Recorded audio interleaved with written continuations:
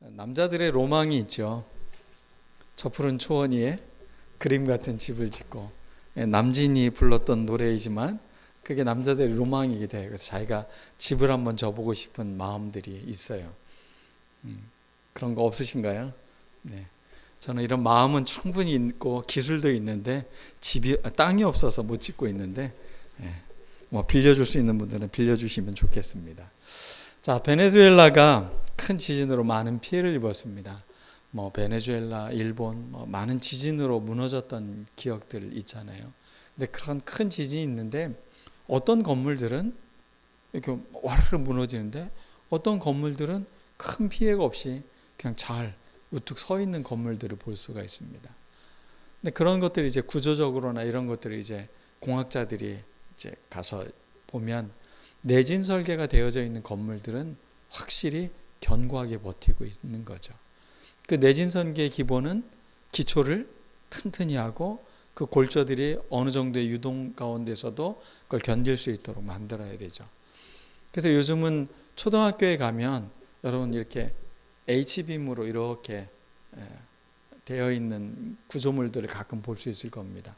오래된 건물들이지만 그 건물들이 내진에 버틸 수 있도록 H빔으로 그렇게 연결시켜 놓은 거죠. 그러니까 이런 식으로 뭔가를 세울 때 그냥 세우는 것이 아니라 어떤 위험과 어떤 우리가 예측 못할 재난과 이런 것들을 다 대처할 수 있는 건물들을 짓는 것이 바로 지혜로운 건축가들입니다. 이 건축이라는 것이 단지 미적 요소만 갖고 있는 것이 아니라 공학적으로도 그것이 손색이 없고 또 위험과 어려움 가운데서도 잘 버틸 수 있어야 되는 거죠. 삼풍백화점이 무너졌을 때 그 다큐 BBC나 이런 데서 했던 다큐들을 보면 그런 이야기들이에요. 진짜 몇 가지만 더 보강이 제대로만 돼 있어도 그렇게 무너지진 않았을 거라는 거죠.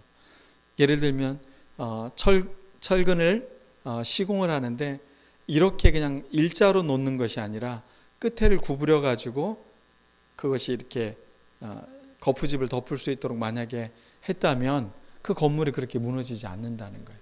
근데 그냥 판에다 그냥 이렇게 일자로 놓은 그런 것 때문에 그렇다.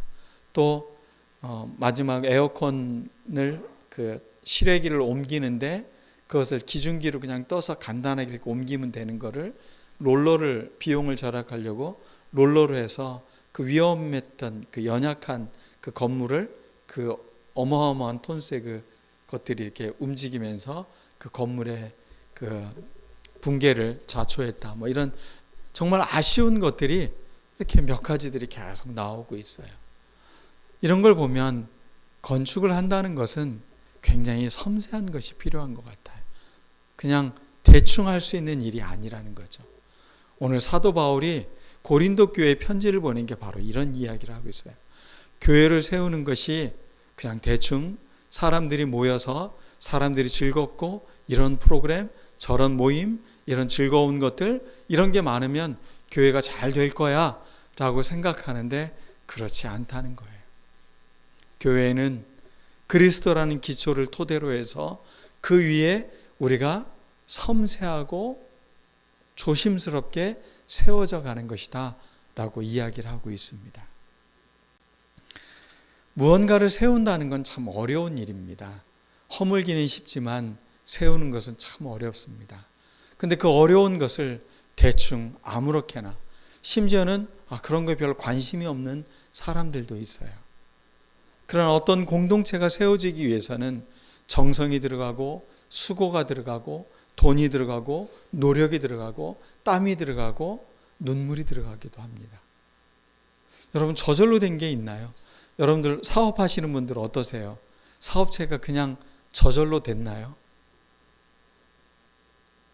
매일 성실하게 출근을 하고 거기서 일을 하고 사람들과의 관계를 잘 쌓아가고 또 그 안에서 또 조금씩 확장되어져 가고 그 지나온 시간들을 이렇게 뒤돌아보면 허투루 하지 않았던 일들이 결국에는 그 사업체를 견디게 해주는 거죠. 지혜로운 건축가, 단지 이것이 집을 짓는 이야기가 아니라 우리의 삶에 대한 이야기이고 우리가 교회 생활을 하는 원리이기도 한 것을 오늘 사도 바울은 우리에게 편지로 우리에게 전해주고 있는 것입니다.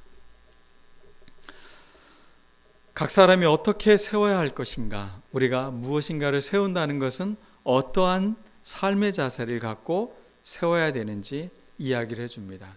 그러면서 사도 바울은 세 가지의 은유를 이야기합니다.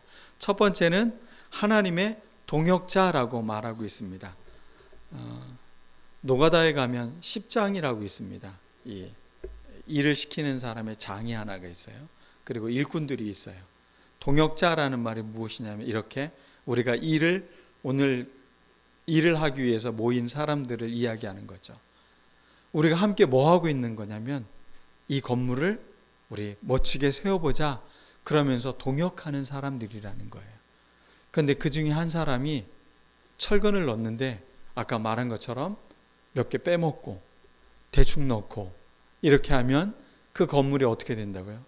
무너져 내릴 수 있다는 겁니다. 교회의 일, 교회 안에서 우리가 세워진다는 건 바로 그런 겁니다. 그냥 대충 나 혼자 그냥 이렇게 해도 괜찮겠지가 아니라 우리가 조심스럽고 섬세하고 세심한 노력들이 필요하다는 것을 이야기하고 있어요. 여러분, 우리는 동역자들입니다. 옆 사람에게 한번 그렇게 이야기해 보겠습니다. 우리는 하나님의 동역자입니다. 네. 우리 다 일꾼이에요.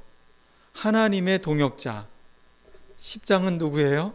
하나님이세요. 그리고 우리는 일하는 동역자들이라는 거예요. 그래서 우리에게 일을 맡겼는데 각각 맡은 일들을 잘 하자는 거죠. 저 희망교회 처음 그 건물을 질 때였습니다. 설비하시는 분을 불러야 되는데 그 관리를 맡고 있던 팀장님이 자기가 할 수 있다고, 이거 쉽다고 이러면서 본인이 일을 했어요. 그런데 그게 이제 문제가 생기잖아요. 콘크리트로 이것들을 어느 정도 이렇게 버텨주고 있다가 수압이 점점 세지니까 어떻게 됩니까? 이게 조금씩 밀려가지고 얘가 꽉 끼어지지 않아가지고 이제 탁 터진 거예요. 그런데 그 터진 날이 그날 밤에 장판을 깔은 날이었어요. 교회 장판을 다 깔아놓고 이제 여기서 잘 수 있다. 그러고서 누워서 자는데 아내가 여기 먼지 너무 많아 집에 가서 자 그러면서 그 집에 가서 자자고 저를 데리고 갔어요. 아니야, 여기서 자고 내일 아침에 일해야 돼. 같이 가자고 그래서 집에 갔어요. 그리고 아침에 갔더니 물이 터져가지고 막 건물이 다 물에 막 이렇게 흘러내리는 거예요. 여러분, 일하셨던 한 분이 이거 하나를 더 힘껏 밀지 않은 이유로 그 했던 공사가 다시 해야만 했어요. 장판을 다 위에 옥상에 가서 말리고 또 젖은 것들을 또 말리고. 여러분, 이게 아주 작은 실수인 것 같지만 그 작은 실수가 건물에 치명적인 영향을 미치는 거죠. 우리가 교회 일을 하는 것이 이런 게 필요한 겁니다. 왜 섬세해야 되는지, 왜 주의를 기울여야 되는지 성경은 우리에게 알려주고 있는 거예요. 교회를 그냥 대충 아무렇게나 하면 되지라는 게 아니라는 거예요. 거기는 우리가 굉장히 조심스러움이 필요해요. 교회는 결국은 건물이라기보다는 사람들이 세워지는 겁니다. 이 사람한테 상처를 줘요. 그럼 어떻게 된다고요? 그 사람이 허물어지게 되는 거예요. 약점이 된다는 거예요. 한 사람 한 사람 소중히 주의를 기울여서 섬세하게 다루는 것. 그게 교회에 동역하는 사람들의 태도라고 오늘 알려주고 있는 겁니다. 두 번째는 하나님의 밭이다라는 말입니다. 이 밭이라는 것이 농사를 짓는 것의 의미도 있지만 또 하나는 땅이라는 말도 되잖아요. 그래서 이 밭이라는 단어가 두 단어가 합해진 겁니다. 게라는 땅이라는 단어와 에르곤이라는 일한다, 노동한다라는 단어가 두 개가 합해진 단어거든요. 그러니까 노동의 땅인 거예요. 우리가 일하는 노동의 땅, 하나님의 일하는 땅이라는 거예요. 여러분들이 지금 살고 있는 것이 일하는 곳이라는 거예요. 우리가 안식을 한다고 교회에 온 게 아니라 뭐 하기 위해서 온 거라고요? 하나님의 일을 하기 위해서 온 거라는 거예요. 우리가 이 땅의 삶을 살아가는 것이 단지 나 혼자 잘 먹고 잘 살고 그러기 위해서 사는 것이 아니라 하나님의 일을 하기 위해서 이 땅에 우리가 보냄받은 사람들이라는 거예요. 그래서 예수님도 이렇게 말하셨어요. 하나님이 일하시니 나도 일한다. 이 땅에서 내려오신 그분께서 그래서 나도 일한다 라고 말하고 있어요. 하나님의 밭, 하나님의 땅, 일하는 땅이라는 거예요. 하나님의 일하는 터전 가운데 우리가 있다는 겁니다. 그러므로 여러분이 이 세상에 하나님 나라로 부름받은 사람들은 정말 멋진 일을 하고 있는 거예요. 여러분 삶이 그냥 시시하고 그저 그런 삶이 아니라는 겁니다. 위대한 삶이에요. 여러분이 하나님에게 쓰임받았다면 위대한 사람이 아니겠습니까? 웨스트민스터 사원을 건축하는데 한 사람이 이제 일을 하는 일꾼들에게 질문을 합니다. 석공 2명에게 가서 이제 한 사람에게 먼저 질문을 합니다. 당신 지금 무엇을 하고 있습니까? 그러니까 아이고 뭐 애들 먹여 살리려니 뭐 열심히 일을 해야죠. 그래서 열심히 돌을 깨고 있습니다. 그러면서 일을 하고 있더래요. 또 한 사람이 물어봤대요. 당신 지금 무엇을 하고 있습니까? 그랬더니 내가요 지금 이 아름다운 성전을 짓는데 내가 이 돌을 깨고 있다고. 내가 깬 돌이 이 한 부분을 차지한다고. 이러면서 이 사람이 굉장히 기쁨을 가지면서 일을 하고 있더라는 거죠. 하나님의 교회의 일이라는 것이 과연 어떤 일이어야 되는가? 불평하고 힘들고 이런 것만 남는 것이 하나님의 일이 아니라 거기에는 우리가 하나님의 귀한 성전으로 세워져 가고 있다라는 그런 감격이 있는 위대한 일들이라는 것을 우리가 잊지 않았으면 좋겠습니다. 그리고 하나님의 집이다, 성전이다 라고 말하고 있어요. 우리는 지금 어떤 곳을 세워가고 있냐? 하나님이 임재하고 하나님이 거하시는 공간 속에 일들을 하고 있는 사람들이다 라고 말을 하고 있는 거죠. 그래서 사도 바울은 자신이 그래서 하나님의 집, 하나님의 밭, 하나님의 동역자로 이 땅에 사역하는 삶의 자세에 대해서 오늘 우리에게 말씀으로 가르쳐주고 있는 것입니다. 첫 번째입니다. 내게 주신 하나님의 은혜를 따라서. 여러분, 은혜라는 것이 무엇입니까? 내가 뭘 할 수 있는 능력과는 다른 말이죠. 은혜라는 것은 내가 그런 재주와 능력이 없는데 그게 부어졌다라는 거예요. 은혜 받았어요. 그래서 이 은혜로 내가 뭔가를 하겠습니다라는 이야기예요. 사도 바울은 지금 분명히 얘기하고 있어요. 나의 능력, 나의 실력, 내가 배운 그런 지식 이런 것으로 일을 하는 것이 아니라 하나님의 은혜로 일을 한다. 하나님께서 주신 것으로 일하니까 내가 하나님께 일하는데 내가 자랑할 만한 게 없습니다 라고 말을 하고 있는 거죠. 바울이 교회의 일, 하나님의 일을 하는 사람의 태도에 대해서 이렇게 말하고 있어요. 내 것을 갖고 뭐가 아니라 하나님의 은혜를 따라서 내가 집을 짓고 있습니다. 내가 교회를 세우고 있습니다. 내가 건축하고 있습니다 라고 이야기하고 있습니다. 그래서 교회가 건강하려면 이런 사람들이 많아져야 됩니다. 내가요 이렇게 했어요. 내가 이렇게 했어요가 없어지는 교회. 하나님이 이렇게 일하셨어요. 하나님이 저를 사용해 주셨어요. 이런 것이 많은 교회가 은혜 받은 교회고 아주 튼튼하게 세워지는 교회가 되는 것입니다. 하나님이 하셨습니다. 별로 감동이 없으신 것 같아요. 그런데 고린도 교회에 어떤 문제가 생겼습니까? 고린도 교회는 굉장히 설교를 잘하는 사람이 한 명 있었습니다. 그 사람이 누구냐면 아볼로였습니다.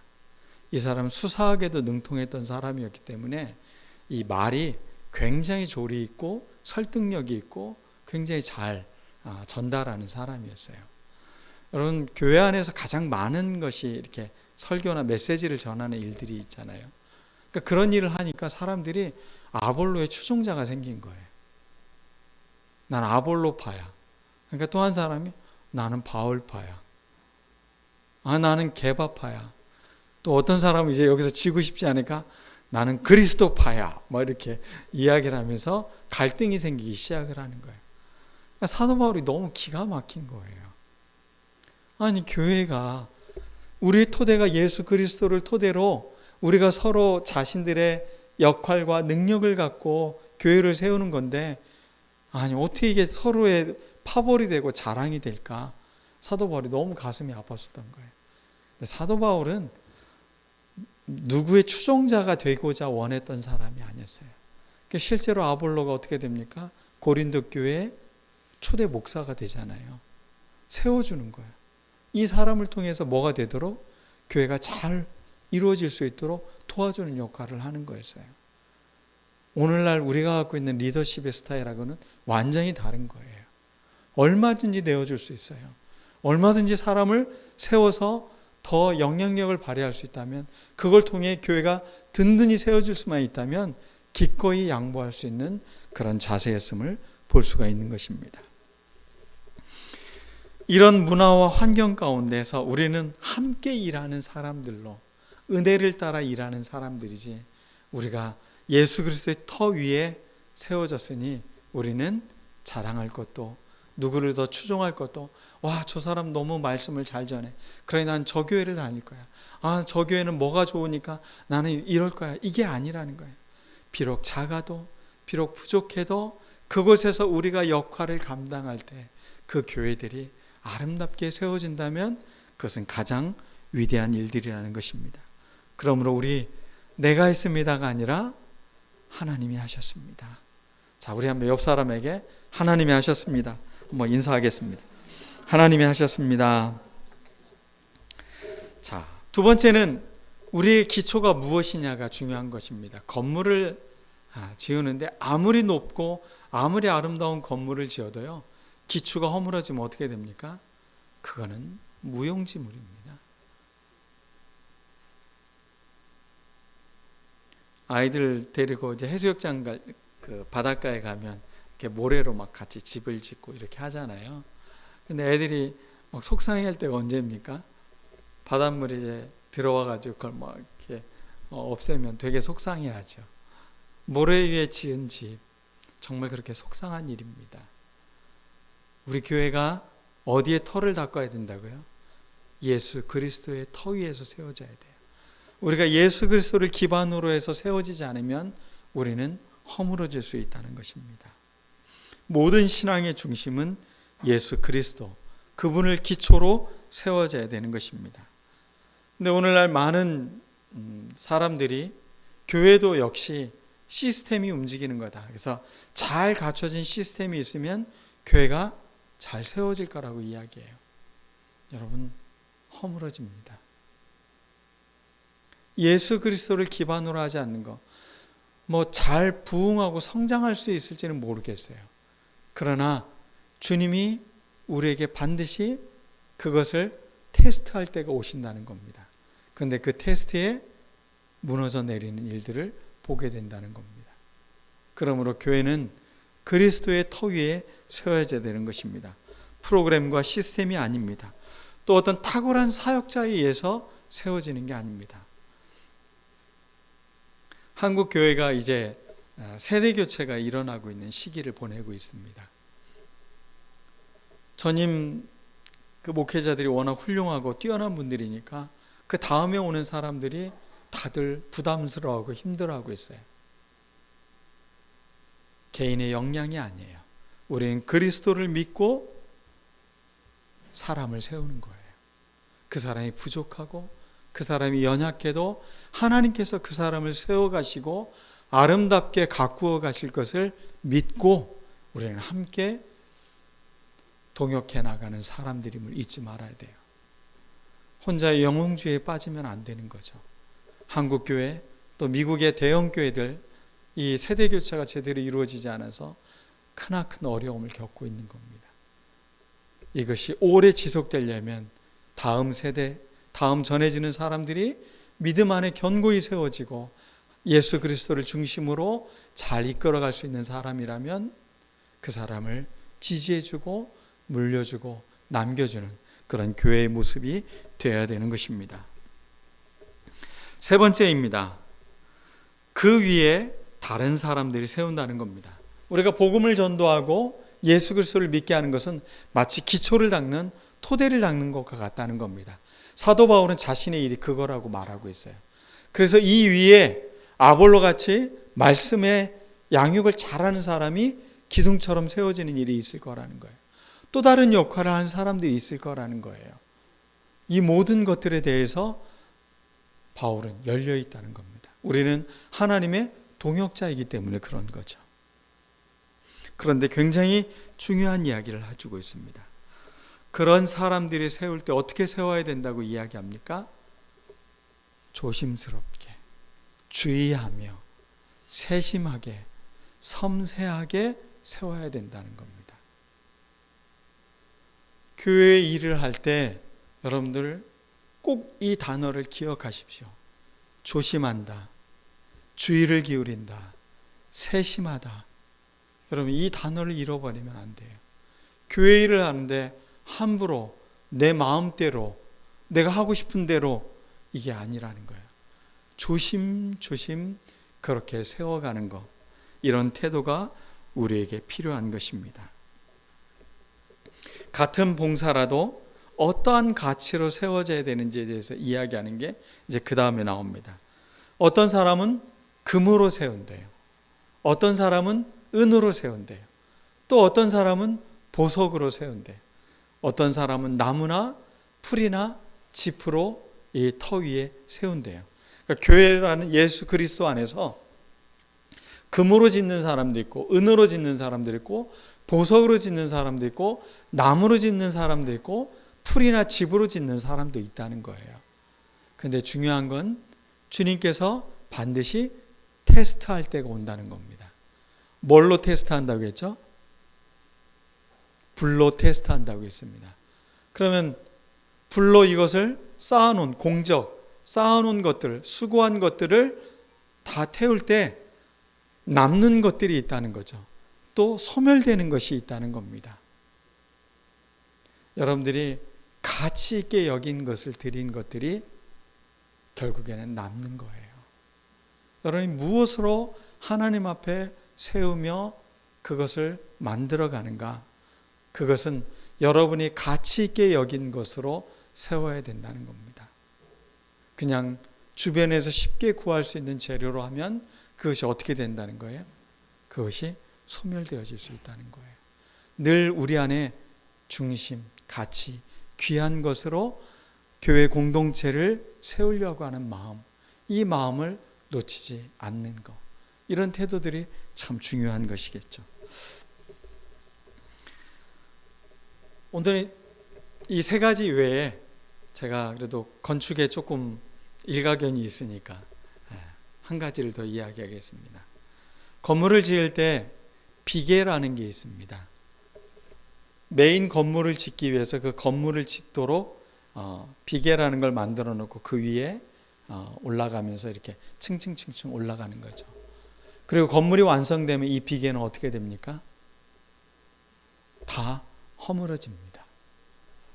저는 교회 공동체 안에 이 비계처럼 일하는 수고하는 사람들, 아무 빚도 없이, 아무 드러나는 거 없이, 아무런 결과물 없는 것 같이 일하는 사람들의 수고를 절대 잊지 말아야 된다는 것. 비계가 비록 사라졌다 해도 그것이 존재하고 있다는 것은 이렇게 잘 섬기고 있는 비계처럼 그런 역할을 하는 사람들이 있음을 잊지 말아야 되는 것입니다. 세상 사람들은 완성된 건물만을 기억합니다. 와, 저렇게 어떤 건물을 지었을까? 어떻게 저렇게 놀라운 것을 지었을까? 누가 세운 걸까? 누가 디자인했을까? 그런데 이름 없이 주차 안내를 해주고 주방에서 땀을 흘려주고 화장실을 청소해주고 아무도 보지 않지만 교회를 위해서 기도하고 늘 그런 눈물을 흘리는 사람들, 또 어려움 중에서도 하나님께 떼어 헌금하는 사람들, 또 헌금을 계수하면서 그 마음을 늘 내려놓는 사람들, 또 아이들을 돌보는 주일학교 교사들, 또 새벽마다 나와서 교회를 위해서 또 사람들을 위해서 함께 중보기도하는 사람들. 교회는 드러나진 않지만 그렇게 빛을 내며 그것이 잘 세워질 수 있도록 돕는 사람들의 역할이 있습니다. 저게 비계죠. 네. 저렇게 건축물이 쌓아질 수 있도록 이렇게 외부에다가 세우는 것을 말합니다. 저는 교회 안에서 빛을 드러낸다는 것, 결국은 우리가 하나님의 성전으로 지어지는데 누군가는 비계처럼 일을 하는 사람, 누군가는 그 건물의 재료가 돼서 지어지는 사람들, 그런 것들이 있겠죠. 각각 자기가 일한 대로 자기의 상을 받으리라. 사도 바울은 그렇게 말하고 있어요. 오늘 고린도 교회에 파벌을 짓고 당을 짓고 서로 누구를 더 추종할 것인가를 갖고 갈등하고 있는 이 고린도 교회에게 더 큰 이야기를 해주고 있는 거예요. 사도 바울이 우리에게. 우리는 각각 자기가 한 일대로 상을 받는 거다. 우리가 뭘 세웠다고 더 내가 낫고 이게 아니라 결국은 하나님이 그것을 우리에게 기억해 주신다. 이렇게 말씀해 주고 있습니다. 인생을 살면 살수록 죽음을 묵상하고 있는 것이, 메멘토 모리를 하고 있는 것이 어려운 삶이 아니고 또 우울한 삶이 아니라 지금 나로 굉장히 충만하게 살아갈 수 있는 은총이구나라는 것을 깨닫게 됩니다. 매일 아침에 일어날 때마다 저는 새로운 삶을 살고 있어요. 여러분도 마찬가지 아닙니까? 내 의식이 잠들고 내 어떤 감각들이 무뎌져 있고 편하게 잠을 자는 그 순간, 그리고 아침에 내가 눈을 뜨고 일어났어요. 은총이죠. 하나님이 내게 또 하루를 맡겨주셨구나. 지옥 같은 내일을 또 어떻게 출근을 하지? 이 사람을 또 내가 어떻게 만나지? 이런 것이 아니라 하나님이 내게 기적과 같은 하루를 선물해 주신 매일매일을 보내는 거예요. 우리의 일상, 우리의 매일매일, 언젠가 우리가 세상을 떠나죠. 그런데 하루하루 쌓아놓은 것들이 아름답고 귀하다면 우리가 생명이 다하는 그날 하나님이 네가 참 아름답게 지었구나. 네가 교회 안에서 이렇게 귀한 일들을 감당했구나. 그러면서 우리를 수고했다고 우리를 칭찬하고 우리를 격려해 줄 것입니다. 꼭 기억하십시오. 내가 완벽하고 멋진 것을 남겨야만 되는 게 아닙니다. 거기에는 비계처럼 잠시 세워졌다가 허물어지는 것도 있을 수 있습니다. 그리고 별로 이렇게 눈에 띄지 않는 것이 될 수도 있어요. 그런데 그렇게 세워져도 귀하다는 것, 아름답다는 것, 우리가 이것을 잃지 않았으면 좋겠습니다. 그리고 사도 바울은 우리에게 당부하고 있습니다. 너희는 하나님의 성전으로 지음받은 사람들이다. 우리가 하나님의 성전이래요. 우리 안에 하나님이 거하시는 전이래요. 그러니 누구를 이 사람은 못났어, 이 사람은 잘났어, 이 사람은 뭐해, 이 사람은 뭐해, 이런 말 할 수 없다는 거예요. 하나님의 성전에 하나하나가 다 귀하고 다 거룩한 것처럼 우리의 삶의 모든 것들이 다 귀하고 다 거룩한 것입니다. 여러분들의 삶을 그냥 내 삶은 이번 생은 망했어, 이번 생은 어떻게 잘못됐어 라고 생각하지 말라는 거예요. 여러분의 삶이 하나님께 거룩한 성전의 일부로 우리가 살아가고 있음을 우리에게 당부해 주고 있습니다. 그러므로 하나님의 성전을 뭐 하지 말라고요? 더럽히지 말라라고 말하고 있어요. 이것을 마치 경쟁의 차원으로 세상적인 원리로 그것들을 갖고 그런 기준을 갖고 판단하거나 함부로 이야기하지 말라는 겁니다. 모두가 다 거룩합니다. 그래서 여러분들을 부를 때 이렇게 부릅니다. 성도님, 성도님, 세인트. 이거는 어느 성자의 반열에 오른 사람만이 아니라 하나님의 거룩한 성전의 일부로 있는 우리들이 모두가 성도라는 것입니다. 저는 이제 목회가 끝나면 저도 성도의 한 사람으로 돌아가야죠. 목사로 사는 것이 아니라 목사는 직임을 준행하는 겁니다. 제가 은퇴하면 이제 저는 평신도로 살 겁니다. 성도로, 성도 권순남 성도님으로 사는 거죠. 우리는 내가 뭘 했기 때문에, 내가 누구이기 때문에 보다 더 중요한 게 내가 하나님의 성전의 일부로 귀하게 쓰임받는 자라는 것. 여기에 우리가 뿌듯함과 자부심과 당당함을 갖고 이 땅을 살아갔으면 좋겠습니다. 여러분 삶이 여러분을 우울하게 하지 마십시오.